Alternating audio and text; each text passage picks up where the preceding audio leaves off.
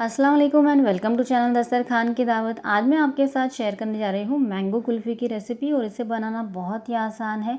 अगर आपके पास मिल्क है, मैंगोज़ है तो आप इसे बहुत ही आसानी से बना सकते हैं। तो चलिए इस मज़ेदार सी कुल्फ़ी की रेसिपी को शुरू करते हैं। मैंगो कुल्फ़ी बनाने के लिए मैंने यहाँ पर 2 पके हुए दशहरी आम लिए हैं। आप इसकी जगह पे कोई और भी पके हुए आम ले सकते हैं। यहाँ पर मैंने आधा लीटर फुल फैट मिल्क लिया है। फुल फैट मिल्क से बहुत ही अच्छा क्रीमीनेस आता है कुल्फ़ी के अंदर, इसलिए आप ज़रूरी है कि फुल फैट मिल्क ही लें।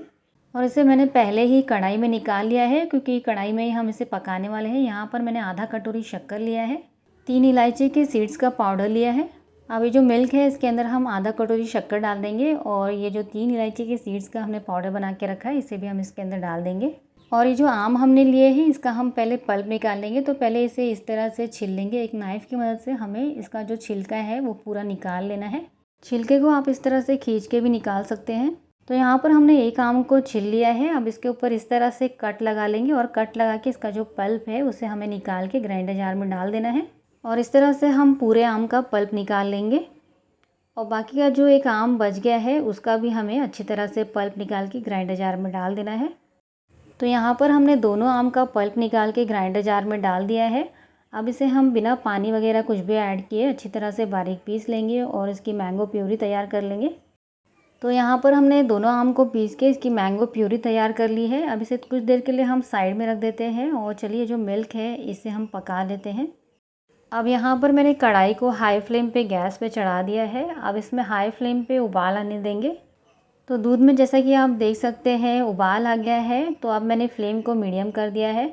अब मीडियम फ्लेम पे दूध को आधा होने तक हमें पकाना है, यानी कि इसे 500 ml से 250 ml होने तक हमें इसे बीच बीच में चलाते हुए पकाना है। आप चाहें तो बीच बीच में फ्लेम को हाई भी कर सकते हैं जिससे कि ये दूध जल्दी रिड्यूस हो जाएगा।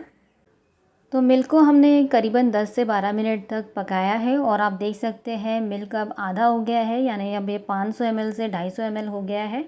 तो अब हमें गैस के फ्लेम को बंद कर देना है। अब इसे हमें और नहीं पकाना है और अब इसे हम गैस पे से उतार लेते हैं।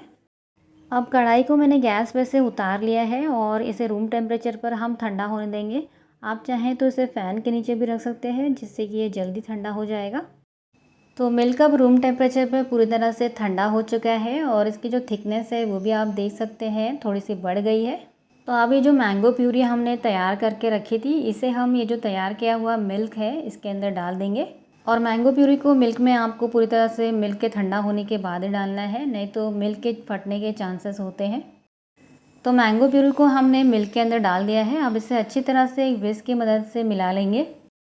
तो मैंगो और मिल्क को हमने अच्छी तरह से एक विस्क की मदद से मिला लिया है और आप देख सकते हैं इसकी थिकनेस बिल्कुल भी परफेक्ट हो गई है। जिस तरह से कुल्फ़ी के मिक्स की थिकनेस होती है उसी तरह से इसकी थिकनेस हो गई है। तो मैंगो कुल्फ़ी को सेट करने के लिए मैंने यहाँ पर पेपर कप्स लिए हैं। अगर आपके पास कुल्फ़ी मोल्ड है तो आप उसका इस्तेमाल भी कर सकते हैं, नहीं तो आप इसे किसी ग्लास में भी सेट कर सकते हैं। अभी जो मैंने पेपर कप्स लिए हैं वो काफ़ी बड़े साइज़ के हैं, इसलिए मैं इसे आधा ही फिल कर रही हूँ। अगर आप छोटे पेपर कप्स ले रहे हैं तो आप पूरा इसे फिल कर सकते हैं। तो ये जो तैयार किया हुआ मैंगो कुल्फ़ी मिक्स है हम जितने पेपर कप्स में आते हैं उतने में फिल कर लेंगे। तो यहाँ पर हमने 5 पेपर कप्स के अंदर कुल्फ़ी मिक्स को फिल कर लिया है। अब इसे कवर करने के लिए मैंने यहाँ पर एल्युमिनियम फॉइल का इस्तेमाल किया है। तो एल्युमिनियम फॉइल को पहले हम इस तरह से पेपर कप्स के ऊपर रखेंगे और इस तरह से हमें साइड्स में से दबा देना है जिससे कि अच्छी तरह से ये कवर हो जाएगा। तो एक पेपर कप को हमने अच्छी तरह से एल्युमिनियम फॉइल से कवर कर लिया है। इस तरह से हम बाकी के सारे पेपर कप्स को भी एल्युमिनियम फॉइल से कवर कर लेंगे। अब हर एक एल्युमिनियम फॉइल के सेंटर में एक नाइफ़ की मदद से छोटा सा कट लगा लेंगे जिससे कि जो आइसक्रीम स्टिक हम इसके अंदर डालेंगे वो अच्छी तरह से आसानी से चली जाएगी। अब जो कट हमने लगाया है वो हर एक कट के अंदर हम एक आइसक्रीम स्टिक डाल देंगे। अब इसे हम फ्रीज़र में रख देंगे 8 आवर्स के लिए या ओवरनाइट के लिए सेट होने के लिए। तो 8 आवर्स के बाद हमने कुल्फ़ी को फ्रीज़र में से निकाल लिया है और चलिए अब इसे चेक कर लेते हैं। तो सबसे पहले इसके ऊपर का जो एल्युमिनियम फॉइल है उसे हमें निकाल लेना है।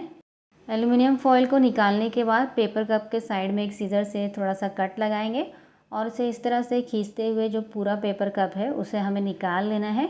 और इस तरह से बड़ी आसानी से एक कुल्फ़ी हमारी पेपर कप में से निकल गई है। और आप देख सकते हैं कितनी ज़्यादा मज़ेदार हमारी मैंगो कुल्फ़ी बनके तैयार हो गई है। इस तरह से हम बाकी की मैंगो कुल्फ़ी को भी पेपर कप्स में से निकाल लेंगे। तो यहाँ पर हमने 3 कुल्फ़ी को पेपर कप्स में से निकाल लिया है, क्योंकि हमारी कुल्फ़ी बहुत बड़े साइज़ की थी, इसलिए हमने सिर्फ 3 ही निकाला है, बाकी की 2 हम बाद में निकालेंगे। तो यहाँ पर हमने थोड़ा सा पिस्ता पाउडर से और ड्राइड रोज़ पेटल से इसे गार्निश कर लिया है, और आप देख सकते हैं ये देखने में भी काफ़ी मज़ेदार लग रही है। और बाकी की 2 जो कुल्फ़ी बच गई है उसे हम इसी तरह से फ्रीज़र में रख देते हैं। तो सिर्फ 4 इंग्रेडिएंट से हमने बहुत ही ज़्यादा मज़ेदार सी मैंगो कुल्फ़ी बना के तैयार कर ली है। बिना कंडेंस मिल्क और बिना क्रीम के हमारी मज़ेदार सी मैंगो कुल्फ़ी बनके तैयार है। तो अगर आपको ये रेसिपी पसंद आई है तो प्लीज़ इस वीडियो को लाइक कीजिए, चैनल को सब्सक्राइब कीजिए। मिलते हैं ऐसी ही मज़ेदार और एक्साइटिंग रेसिपीज़ के साथ, तब तक के लिए अल्लाह हाफ़िज़।